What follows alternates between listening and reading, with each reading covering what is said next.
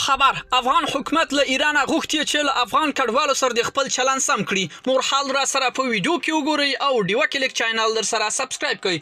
په سلامونو محرکلی کوم. افغان حکومت له ایران غوښتي چې له افغان کډوالو سره د خپل چلند سم کړي.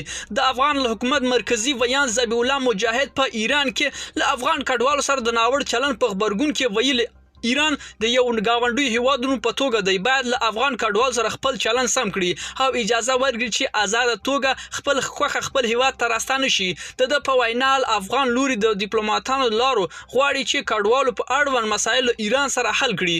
په وروستیو کې داسې راپورونه خبره شوي چې ایران له افغان کډوال سره ناوړ چلند ډیر کړی دی او هر ورځ زرګون افغان په زوره له خپل هیواد وباسي. ورته وخت کې له ایران بهرنیو چارو وزیر بیا په یو غونډه کې د خبرو په محل کې ویلي چې د مګر ایران شاوخوا 15 میلیون افغان کډوال کوربه دي. ملګرو دا و زموږ چمتو شوی ویډیو که تاسو ویډیو په اړه کوم نظر پیشنهاد لري موږ سره په کومنټونو کې شریک کړئ او د لا خپل ویډیوګان لپاره له موږ سره پاتې شئ. تر بیا ښه چاره.